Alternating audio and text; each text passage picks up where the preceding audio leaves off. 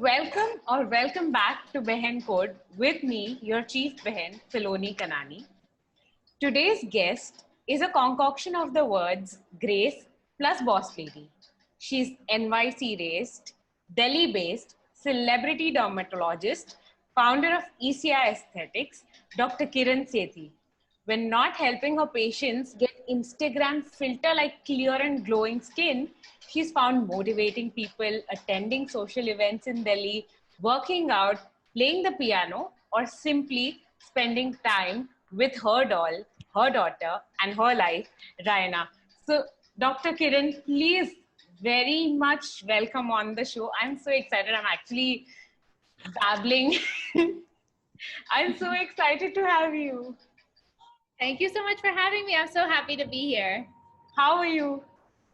I'm good. How's the pandemic treating you?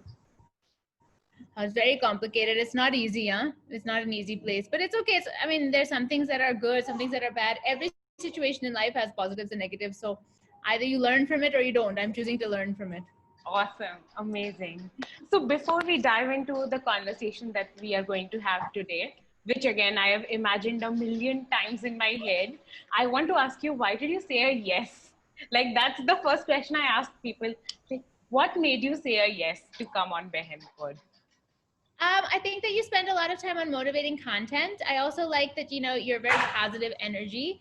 And I'm also one of those people that if I like someone's energy, I'm happy to do something. And if I can help motivate people in any way, that makes me happy, because I know how much I have to motivate myself through difficult things. So Right. I know what that takes. So Wow. If I can help people, even my patients, or help people in any way, then I'm always usually happy to do that. So nice of you. Thank you so much for being here and doing this. So Kiran, let's go back to your childhood and start, where it all began, New York City. You're born and brought up in New York, right? And how was it like growing up? Like, were you like very Indian in New York, or were you like this typical American kid, or did you have any issues? Or like, I want to understand how you grew up, like how your childhood was like.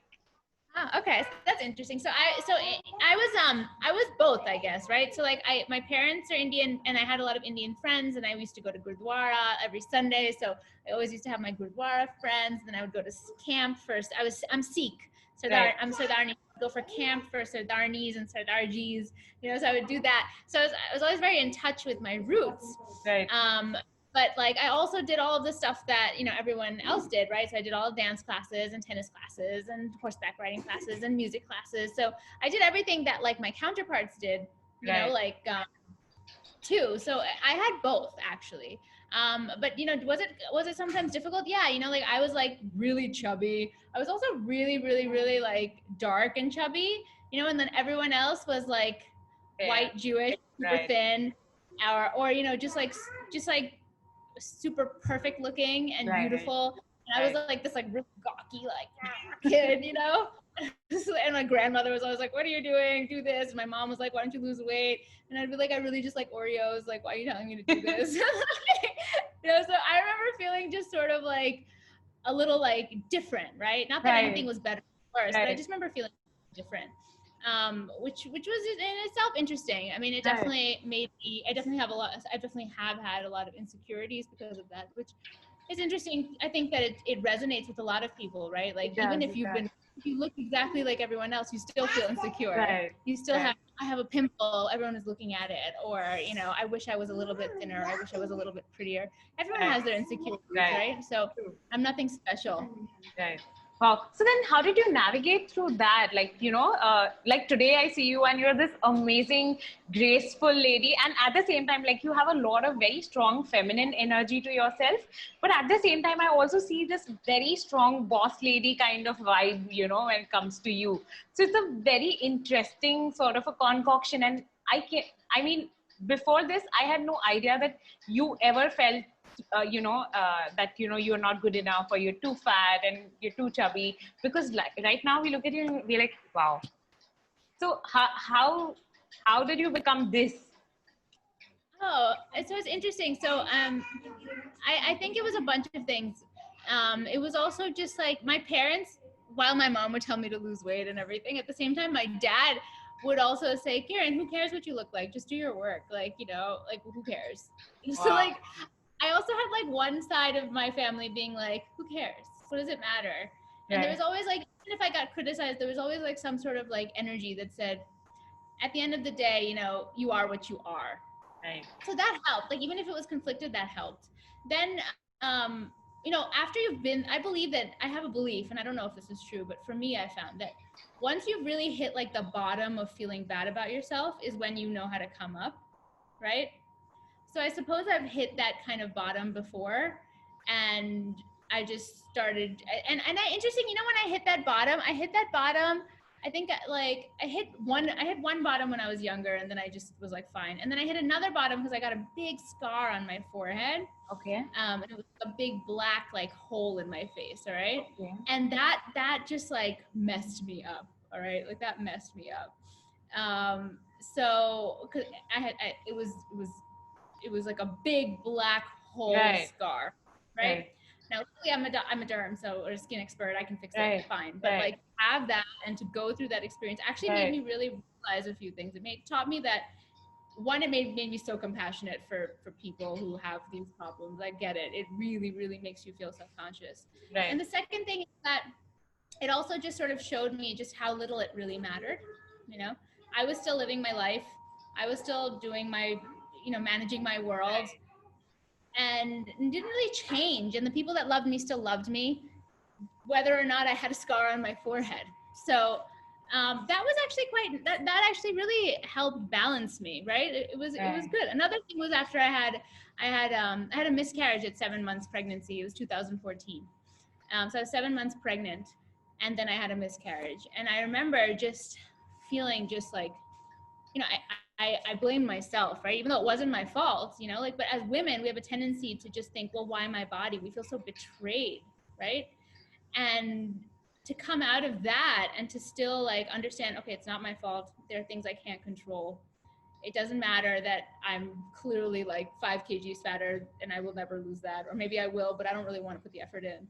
You know, like I'm okay with that, right? So, you know, even things when you see your body betray yourself, you want to control it by looking a certain way sometimes. Right. So when you let that go, then it's actually quite healing. You know, it's things happen, painful things happen. They're not fun, but they happen to us all in different ways. And Right. it's just how you get through it, how you move through it. So these are Right. things that made me sort of a bit more accepting of my body, its weaknesses, its positives.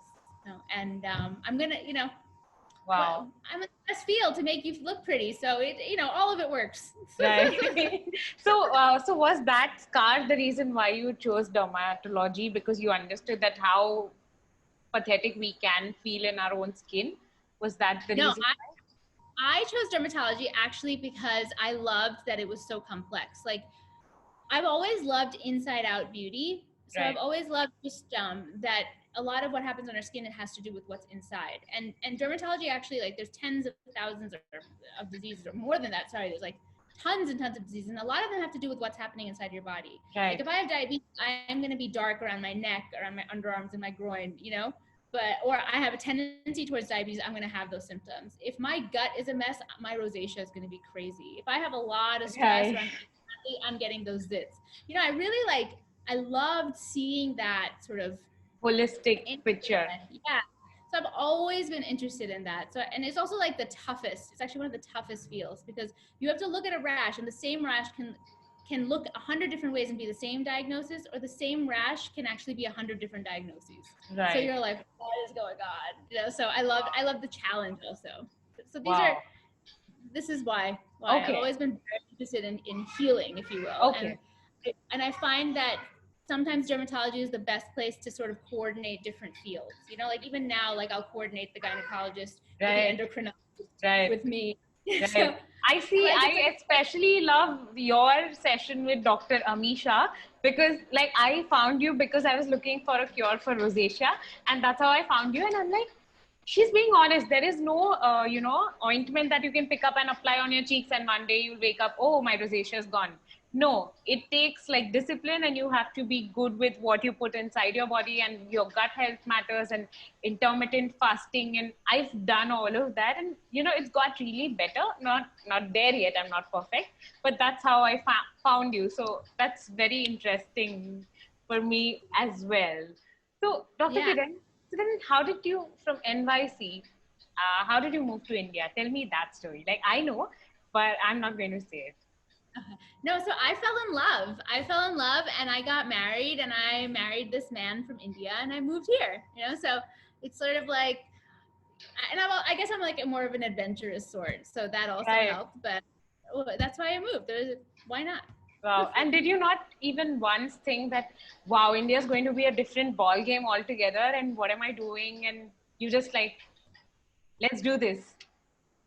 See, I have a bad problem, okay? I have a problem that once I decide something, I literally don't listen. So everyone told me it was a bad thing, and I was like, I'm not gonna listen to anyone. I'm not gonna even think about it, okay? So I will tell you that is my negative, that I didn't even think about it. But I mean, it worked out great, so it's Yeah, fine. But yeah, it I'm did. really stubborn. So I mean, we can just blame that as one of my character flaws, that I didn't think like I didn't think it out. But I mean, to be honest, that's okay. I didn't think it out. I really think life turned out really, really fine. I'm Right, really happy. right, So right. it's okay. Awesome. Okay, great. And I've been following you for a while now, and then I used to see your posts, and then suddenly one day I saw a picture of you and Raina, and I saw the hashtag single mother, and I'm like, oh, like I didn't know you personally, but I used to see your Instagram feed, and I used to regularly follow you and your advice, because who doesn't want great skin and who doesn't want advice from you, right? So I used to Yeah. follow you. So I mean, you may not have known me, but I knew of you, right? So Mhm. I will follow your, and I really liked you, the person that you are, beyond just being the doctor that you are. You're pretty amazing, right? And I'm like, oh, she's going through this, and I had no idea until you put that hashtag, and I was like, I have no idea why this has happened. And I have this knack for watching, like, I don't know if you're aware of CID. Uh-huh. There's this crime investigation show in India, and plus I was also pursuing law back then. So I am very curious about these things.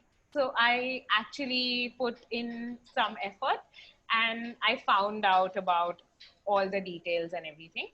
And I still remember that night. It was, I think, 11:30 or 12:30 in the night, and I am reading that petition, if I may say, and I'm crying. I'm legitimately crying. And I was like, I have to message her. And I dropped you a message, 11:30 or 12:30. I have to check my Instagram, but it's legitimately there. And I messaged you that, hey, I don't know you, but you are so amazing. And the way you're putting up with this with a smile on your face, I have no idea how you're doing this. But let me tell you that I draw strength from you, because I was going through my divorce also around the same time. And I was so miserable. And I was like, look at her. She has a daughter. And if she breaks down, she knows that even her daughter is going to break down. And she's so brilliantly dealing with this. So why can't you? And I draw strength from you. So I actually messaged you that, and I was like, I may, and I remember specifically mentioning that, I may come out as a creep to you, that, I've read your case and all of that. But I'm not. I'm sorry. It was just sincere curiosity. And I just want to say that I love you, and I'm here if you want anyone to talk to ever. And you actually, you responded to me and you said, oh, that's very nice of you to say. And would you please share how you found out? And then I told you. And then, then on, I always, I try and check on you, how you're doing. And whenever you go live, or whenever you put that box, ask me a question, I just ask you, how are you? That's all I'm, you know, interested in. So, I love you. I essentially and truly love you. And how did you navigate through this? Like, I really want to. Well, I have to say I'm really lucky. I have a wonderful support system. I have a wonderful family. Um, Great friends. Thank God for them. So I would say one thing that I've always been lucky with is I've always had the right people around me. Touch wood. That have guided me, that have helped me. Um, and have forced me to do the right thing. Or to manage things the right way, or whatever is right. I don't know. I'm also quite stupid sometimes, so I don't know what to say. I'm very No, it naive. happens to all of us. When we are in the situation, we don't know how to deal with it. But when we look at it from a third person perspective, we just know, oh, you should be doing this. It's more clear when we're not in the situation. When we are in the situation, we tend to be like, oh, I don't know, I'm lost. But it's very hard. It's a very hard situation for anybody. Right. Anybody in India, first of all, the process is not clear. You don't understand the process. Exactly. It's so many hearings, and then Right. the date gets changed, or someone's sick, or there's some new angle that comes in that you never Right. would have thought was possible. Right. Like you can't even understand the possibilities Right. that are there, and so you're just at a loss. And like I think the first time I went through it, not the first time, the only time I went through it, the first year I tried to hide from it, I think, so I just kept going. I was working, I was taking care of my kid, I just kept going, and I sort of hid from it. And then the second year I was sort of forced to really deal. I didn't really have a choice. I had to deal with whatever emotions it was bringing up. I had to deal with second and now the third. I had to deal with what I was going through and what it was doing to me. And I think the healing happens there when you confront what you're feeling, when you forgive yourself for what you felt, right? Because very often you just like, I shouldn't feel this. I shouldn't do this. I shouldn't think this. Like how much you do that you question. And also just I understood myself a bit better. And not only, you feel things, but you also want to understand how to resolve it. So it can't just be, oh, I feel this, and then everything is about what you feel. Right. It has to be, I feel this, and what's real about it. Sometimes we have crazy thoughts, right? Like you feel like this is never gonna end, or this is not fair, right? The fact is like life is not fair. That's a fact, right? I'm here, I'm sitting in a wonderful home, I have a beautiful child, I'm healthy, there's sunlight, I can breathe. A lot of people get born and they're born, they have nothing. They don't have limbs, for God's sakes, right? So who am I to ask for fair? Who am I? I'm nobody to ask for things to be fair. So I remind myself of that. And then when I come up with these ideas that this is always how it's going to be, I have no power, nothing will change, then again, I have to question that. I have to say, well, that's not true. It's definitely not true. Right. I have a lot more power in the situation. I have a lot more capability in the situation than I'm giving credit for. It's just not happening the way I want it to, right. Which is not fair to expect either, right? Right. So there's a lot of that. You have to feel these emotions, and then you have to say, well, you have to resolve them for yourself. And that's a learning. That takes time, and that I'm still learning. I'm still learning that. But I have to do it. I don't have a choice. I live for my child, right? So I have to be an example for her. So a lot of what I do and how I behave has to do with what she's going to see. And I don't want her to see, a mother that is lost, or a mom that doesn't know how to navigate difficult situations. Because at the end of the day, we're all going to navigate difficult situations. Mine might have been more dramatic, but it's still difficult, and difficulties don't have a magnitude. Right. Wow. No? That is so powerful that you don't want her to see, because kids learn by watching, right? They wouldn't listen to what you're saying. They'll watch you and they'll follow your footsteps. That is brilliant. So, listen, what did she hear? She didn't understand half the things I say to her, right? Right. Right. Just watch it.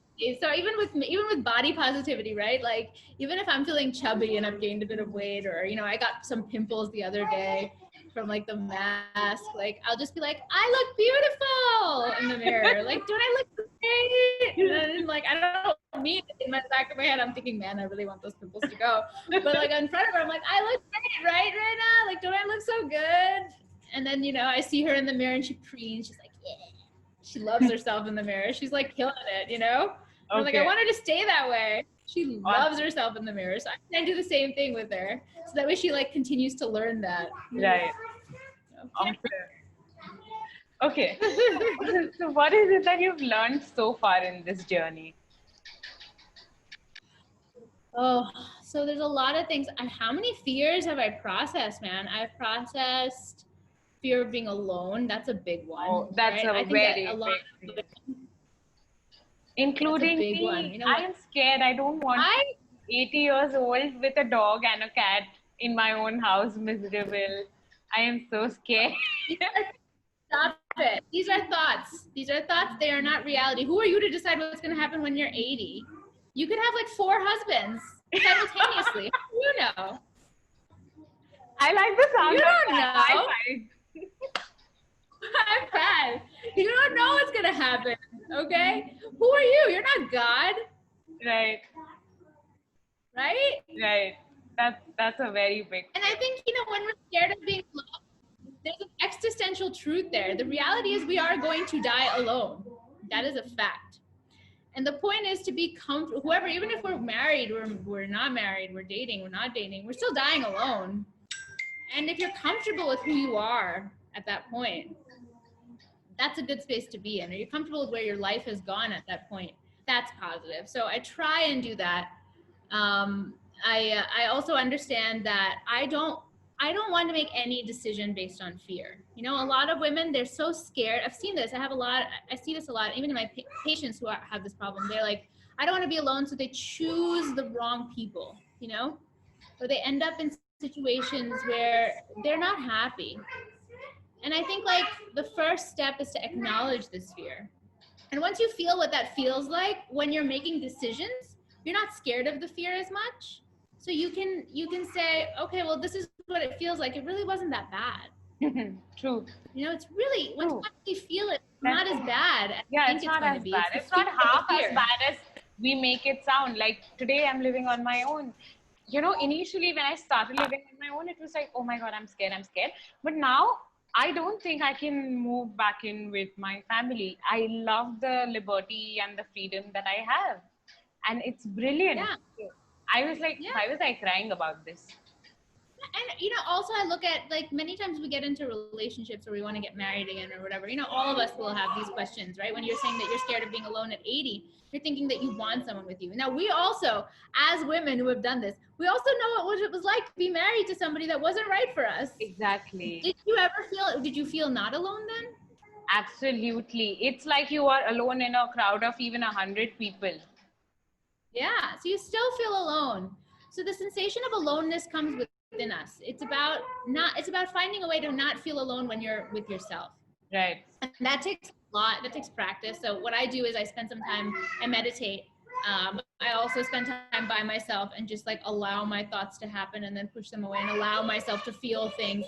So I'm more, you know, like, so I'm like, okay, this is it. This is fine. I'm not so bad on my own. I bolster myself up, you know. I do fun things. I mean, I make my life fine. I'm fine on my own. I have great fun things I do. I love my work, you know. There are interesting things that happen in my mind. My mind is nice. Right. Awesome. So and what else? That's how This I is feel. about navigating fear, but what else did you learn? That was one. The second thing is that I can handle everything that's thrown at me. The only thing that gets me that hurts me is my fears. Wow. Yeah. That's it. But I can probably navigate whatever comes my way, as long as I just accept it and don't fight it. That's so true. You know, so in my scenario, I'm pretty sure, like, during this process that I've gone through, every single insecurity or fear of mine has been attacked. Right? Every single one I have faced. There's nothing I've not faced. Okay, there's not one I've not faced. Right. All of them. Wow. That is so true. That is so very true. Like, I agree with every word you're saying right now. Because, you know, it's, you know, once you're through this, you're like, yeah, bring whatever. I know I can deal with whatever life throws, because you've been through so much shit and unexpected shit, and you've come out of it so strong. Like, you know, it's like amazing. Yeah. Wow. What are you gonna do? You know, what can you do that I've not already been through? You know, like, really, you know what I mean? Yeah, that's true. And so tell me, what would you do? Like, you know, it was a struggle for me. Hi, Raina. There she is, the monster. Are you good? Are you a monster? Or are you a baby? Are you a baby? Are you a pirate? Yeah, I'm a baby. You're not a vampire? No, don't scare me, mommy. Oh, Don't be vampire. I won't be a vampire. I love her. And she's She's so got your funny. accent, no? It's I very can be a weird. Maybe Huh? It's very weird. I can be, I'm thinking. after my interview, I'll be a dragon for you. I promise. Okay? We do a lot of like imaginative play. I'm a dragon. I'm a vampire. I'm a. There's Okay. nothing I'm not. So, then she's baby princess, or she's baby dragon, or Okay. she's baby pirate. Okay. Okay. Baby Awesome. pirate goes, "Arg, matey," which is really cute, by the way. I used to always wonder if she's got an accent or no because you have, because you're from New York. So I She just does. heard she does have an accent. It's really no. She has an accent because she was in Dubai, right? So it's Uh-huh, from there. right. Oh, she picked it up there. I thought she picked it up from you. No, she picked it up there.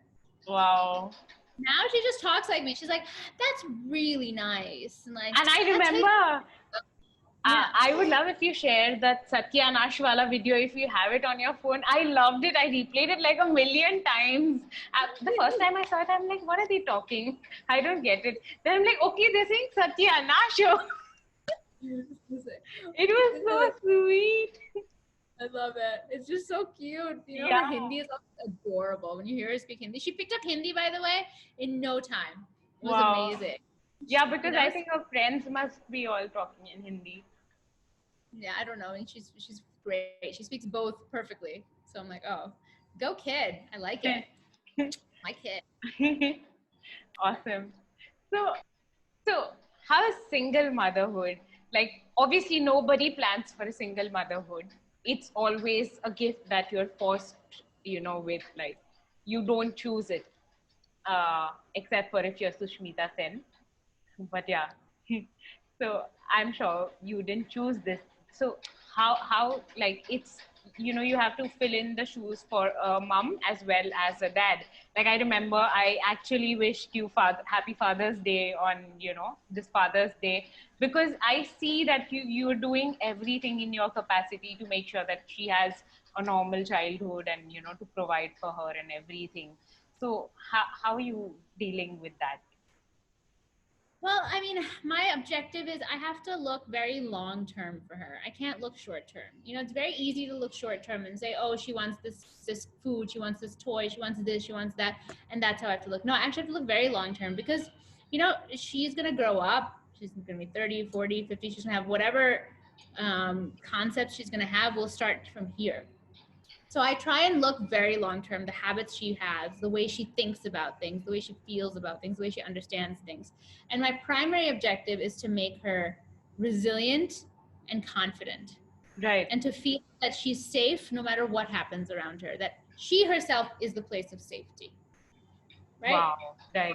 So these are the three things that I think help people, manage life, right? Right. So how do I do that? I make her feel so loved. It's insane. Like she's always heard by me. She's always, whatever she says, I listen, I hear her, I listen to her feelings. I talk about feelings. I'm like, what feeling do you have? Are you angry? Are you sad? What are you feeling? Right? So we have these conversations. We talk about that.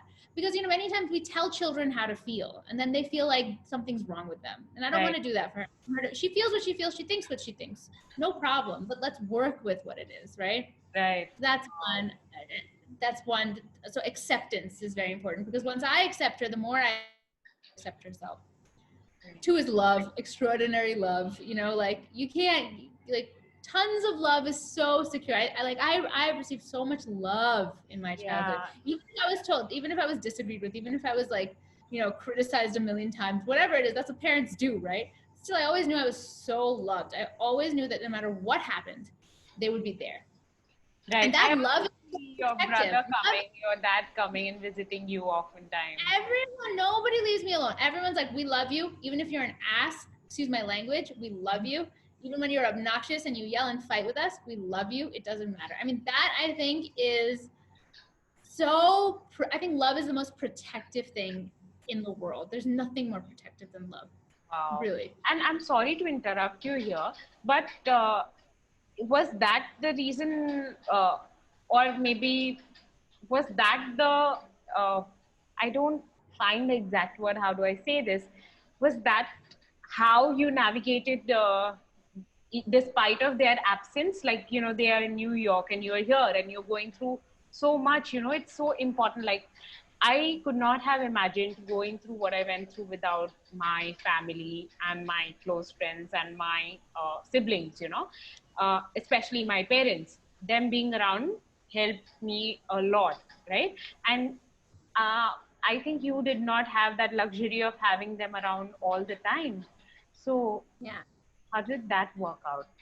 Oh, first of all, there's mostly somebody here pretty much at all Okay. times. Okay, like there's Wow. very little time where somebody was not here. Okay. And the rest of the time, my friends, like they're my family. They really everyone made sure that I was okay. Like they're amazing. When my family wasn't here, they were here. There was not one time where people didn't like stay with me. Or Wow. I mean, God, like really, like Rana genuinely has Masi's. Like she genuinely has real Masi's that will like go to the ends of the earth for her. Wow. So Touch wood. yeah, she's a Really. very, very, very loved and protected child. So, um, so she's reveling in it. Don't worry. Right. So, you accept Rena, you love her. What else do you do? Well, I try and teach her like that. Everything's not going to go your way. You want to watch TV? That's nice. I'm glad you want to watch TV. I appreciate that you want to watch TV. However, TV time is at 5:30, and this is the amount of time you can watch. So no matter all the temper tantrums, whatever happens, it doesn't matter. That's it. And I'm peaceful about it. I'm not angry. I'm not. Why should I be mad? She's having a mood. Why should I Right. get frustrated? Mood. It doesn't matter. Let her have her mood. It'll go away. So she has her mood. I'm there. I'm like, whenever you're ready, I'm here. I love you. Love you. Whenever you're ready, I'm here. That's so sweet. And, And then she, wow, sorry. No, say? and No. then she's okay. Then she's okay. It's okay. Wow. Okay. And, like, what would you tell yourself in the morning? Like, waking up is a struggle when you're going through all this. You just don't want to wake up. You're like, can I just keep sleeping in so that this day automatically ends and, we can maybe fast forward to some Yeah. day in the future where everything's perfect. So, you don't really want to wake up, but you have to because you have no choice, right? What would you tell Yeah. yourself to pull yourself? So what I want to say is that everyone struggles with that. Whether you're a single mom, whether you're not a single mom, whatever it is that we all just want to like wake up in a future date when everything is perfect. And I'm going to tell you something. It's never perfect. Okay. It's never. There is going to be no day where something is perfect. All right. That's true. And even if it is one day that something's perfect, maybe the next day it's going to change. That's true. So that's one. The second thing is you have to find a way to enjoy what's happening in your day, at least most of it. You won't enjoy 100% of it, all right? But maybe you'll enjoy 60% of it or 70% of it, and that has to be worth it. Because really, we're just like some infinitesimal speck in this universe. And one day we'll be gone and no one's going to remember. Or if they do, then they'll also be gone. I mean, it's really just about enjoying your own life and finding joy in it, right? Wow. However you need to do it, you do it, right? And it depends on you. Like, so I try to be as ethical as I believe in being ethical, and that helps me. So I try not to move, I don't. So I'm happy if I'm ethical. Here are my parameters, right? I'm happy you're here. Like, this is what makes me happy. Wow. That's that. I don't like, I like making people happy also, right? But I think I'm learning that I need to focus on a long-term objective as opposed to just making people happy around me. That's a tough one, by the way. That's for women. I feel like for all of us, we always want to make people happy. We want to Absolutely. make everybody happy to our own detriment. Right. And, if I think that's in itself, like, it's a negative, I think, for us many of the times. Right. We put others before us a lot of times, despite of knowing that we shouldn't be doing that, because we are conditioned to be, people pleasers as women, especially, of the Indian origin. Yeah, exactly. We definitely are. And we also seem to think that if we're nice and pleasant and people like us, then we're safe, right? I don't know. Have you ever had that thought? True. Yeah. Right? Oh, we'll be safe. People will take care of us and protect us, and we'll Right. be okay. Exactly. Da-da-da. That's not true. I'm going to tell you Wow. that's not true. And That's I not learned true that at all. late in life. You can be as nice as you want. You can be as sweet as you want. You can be the most giving person alive, right? And like I know in my situation I never asked for anything, like nothing, right? And I was like, I'm just gonna be super nice, blah blah. It didn't work. So I mean, I would say that do what's right for you. It might not be fun. You might have to hear like people being angry at you. You might have to hear resistance or feel resistance. And we're also emotionally sensitive. But do what you think is right, because at the end of the day, you're the one that has to live with yourself. That's true. That's very true. So Wow. it's fair. And we spend so much time trying to make people happy, and it hurts us. Yeah, it You know, does. make people happy who you love by all means, right? But first find a way Make to yourself feel. happy.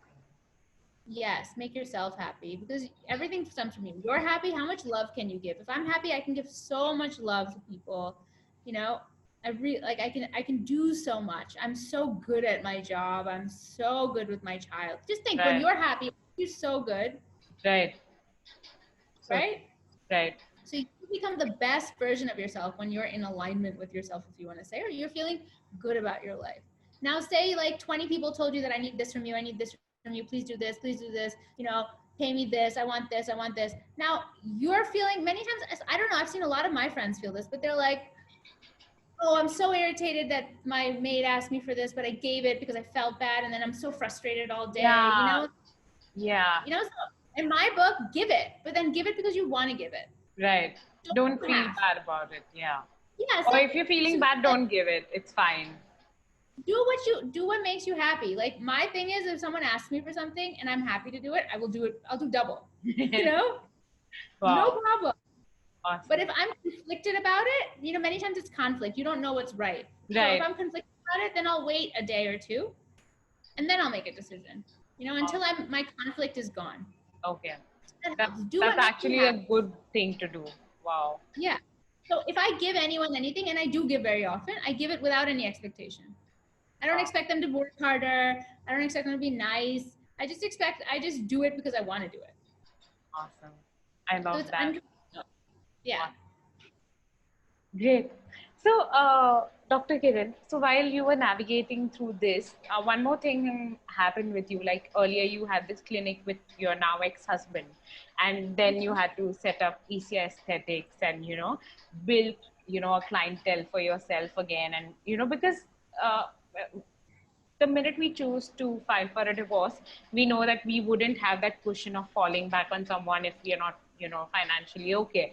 And plus, the legal fees is insane. Like, I don't know about you, but someone like really middle class like me, I really had to save up to be able to afford my advocates. And plus, it's emotionally very taxing. So, on one side, you're going through this, plus, you have to take care of the finances, right? So, Yeah. because you have to fend for yourself. And you've done such a wonderful job with ISYA. Like, I remember messaging you that, one day I want to come to ISYA and get, one facial done. It's very expensive for me, but I want to do it because I love how you, build, you build this personal brand for yourself. You're such a wonderful marketer. If you weren't a doctor, I am sure you would be a marketer. So how did you I'm just. build How did I do it? ISYA? Yeah. I'm just passionate. Like, I'm very passionate about what I do. I genuinely, that's like my joy. Like, my work is actually what I enjoy. I like creating the treatments. I like the new machinery. I like researching. I like taking care of patients. I like doing well by them. Right. I genuinely enjoy it. So because that's like what I enjoy, it almost became like my like escape, right? So so like all these difficulties are there, but here's something that I know I can work on. I know I can do it well. I know it'll come out well.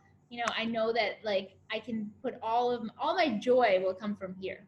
So Right. that's why, like I said, anything that comes from love and joy and happiness always seems to do better. And ISYA really is a place. ISYA means rebirth, by the way. It means spring. Oh. So, for me, it was all, and actually my baby that I had a miscarriage of, her name was ISYA. So for me, it has it has so much meaning to me. It's such a Wow. meaningful space for me. It meant so much to me. Wow. And So it also works as your identity, right? Because you're at a loss of identity when you're going through all of this. And you know that there is this one thing that you're good at, and that's never going to be taken away from you, which is your work and the knowledge and the skills that you have, right? So yeah. you know that you are an amazing doctor at the end of the day, despite of everything else, going haywire, you're okay with that. I absolutely agree and love what you're saying. So, Dr. Kiran, what do you think helped you, establish yourself? And like, was it some mantra that you followed, or like you? It's very evident that you've done a great job. So, what do you think was the catalyst? I just always wanted my goal. Your goal has to be clean. All right. So I believe that if you have a clean, clear goal, then everything you do ends up in that space. So Right, my goal was to give amazing results to people. All right, right. Now, how much I'm capable of within medical science and everything, I try and I want to like push the boundaries as much as I can. There's a limit. I'm not God, but like I want to give really amazing results, and I want to be creative about it. I want to be bold about it, and that's it. That's my goal. I want to give great results, and I want to be open to knowledge. I want to keep progressing with knowledge. So my goal was really just giving great results. And what do I need to give great results? What do I need to give a great experience and to give great results? And then everything just felt from there. So like it was very pure, It was really very pure. Like this is what I want to do. And I think that and like I genuinely believe, and I don't know, like a lot of spiritual leaders or whatever, they also say the same thing. That if your goal is good, then things happen. So my that's goal is true. good. My goal is meaningful to me, at least. It's meaningful to me. Right, It doesn't mean that I have to save the world, but like it's meaningful to me. I'm genuinely helping people. right. And some people say, it's aesthetics or it's clinical, whatever it is. It's skin. How are you helping people? But they don't understand that what I see. I see people with real suffering, real insecurities, also really severe skin diseases. But separate from that, even in aesthetics, like just to feel good about yourself or feel better about yourself, something that it means a lot to people. It does. Right, it does. And we do a lot more than just like treatments. We give like food, we give diets, we give supplements. We really work on like understanding what caused the problem. So like all of that, we do so much. We look at everything. So like we really look at healing people. So it has meaning, it has depth to it, and I enjoy that. Wow, that is brilliant. And Dr. Kiran, one final question from my end would be that what would you tell someone who is, maybe in a situation that we've been in, let's say you've been in, like yours was much, much worse, and like what is that one piece of advice that you wish somebody gave you when you were suffering, and you would have thought that, oh, I wish someone told me this before and I knew that I was going to be okay. So what would that be? Oh God, there's so much, and I'm still learning. Um, you can only do the best you can, but you cannot control the outcome. Okay. Um, a lot of things are going to feel unfair. Like I said, nothing in life is unfair. It just is. Accept the best lesson that I'm learning is just accept the situation. Don't think too forward, don't think too backwards. All right? So don't blame yourself for everything that's ever happened and then feel demoralized. And don't assume what's going to happen going forward.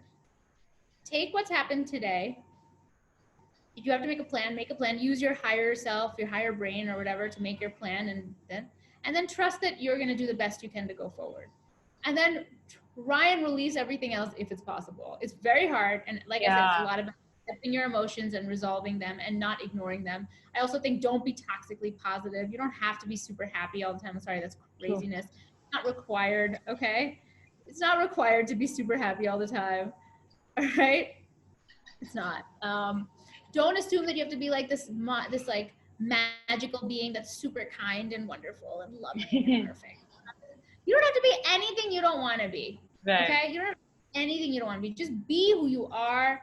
Be okay with it, and just don't move forward or backward. Just stay where you are. Stay in your space, and everything tends to happen.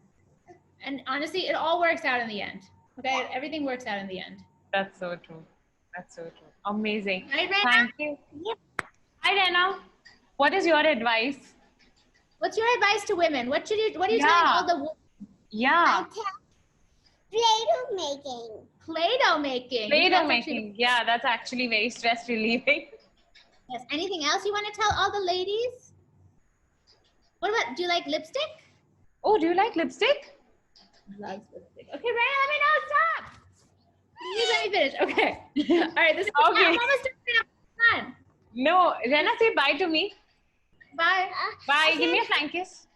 Give me a flank kiss. Do you know how to give a flank kiss? Oh my God, you know how to. She knows how to shut the computer. Okay. Bye, Dr. Kiran. Thank you so very much for Thanks for doing. having me. Thank you.